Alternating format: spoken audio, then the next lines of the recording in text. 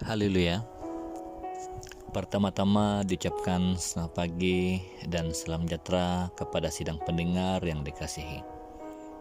Rekan sekerja, pendeta, penetua, diaken, diakenis yang dikasihi dalam Tuhan Yesus. Pada pagi ini kita akan berkongsi judul firman. Tidak bersungut-sungut sebagai perkongsian kita bersama. Dalam nama Tuhan Yesus menyampaikan firman. Sidang pendengar yang dikasihi, bersungut-sungut adalah ketidakpuasan hati terhadap sesuatu. 1 Korintus pasal 10 ayat 10. Dan janganlah bersungut-sungut seperti yang dilakukan oleh beberapa orang dari mereka sehingga mereka dibinasakan oleh malaikat maut.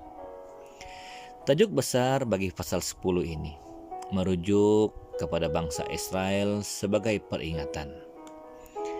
Bermula dari ayat 1, Rasul Paulus mengingatkan jemaat di Korintus pada masa lalu agar mengingat bagaimana umat Israel dilindungi dan mereka dapat melintasi laut. Tuhan menjaga dan memperhatikan umat pilihannya.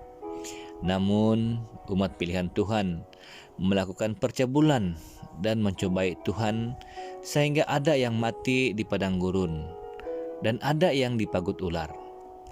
Sebagai anak-anak Tuhan, pewaris kerajaan sorga, harus memperhatikan diri agar kita tidak memurkai Tuhan yang Maha Esa. Kenapa manusia selalu bersungut-sungut? Banyak sekali penyebabnya, namun kita kongsikan 2 butir. Kenapa manusia bersungut-sungut? Yang pertama, karena munculnya perasaan tamak. Dalam catatan kitab Bilangan pasal 11 ayat 4 hingga 6. Dalam 3 ayat ini menceritakan bagaimana umat Israel tidak berpuas hati terhadap manna yang diturunkan oleh Tuhan. Sebaliknya, mereka terkenang akan kelezatan makanan di Mesir. Sebagai pemercaya, kita mengambil iktibar dari peristiwa ini. Tuhan Yesus memberitahu, manusia bukan hidup karena roti sahaja, tapi karena firman yang keluar dari mulut Allah. Matius pasal 4 ayat 4.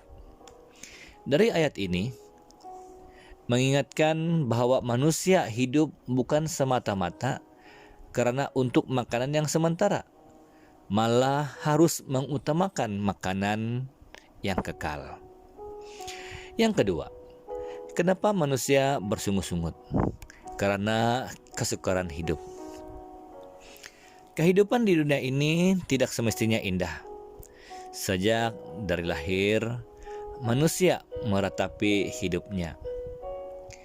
Dalam kitab Kejadian, sejak manusia jatuh ke dalam dosa, maka dari saat itulah manusia terpaksa mencari nafkah di bawah matahari dengan berjeri lelah.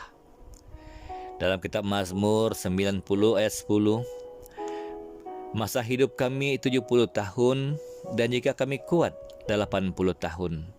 Dan kebanggaannya adalah kesukaran dan penderitaan.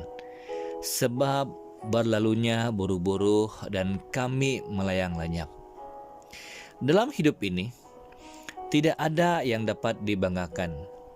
Yang banyak hanyalah kesukaran dan penderitaan. Orang yang berjaya dalam pendidikan, perniagaan, dan mana-mana pekerjaan yang mereka ceburi. Mereka menceritakan bahwa bukan mudah untuk mereka capai semuanya.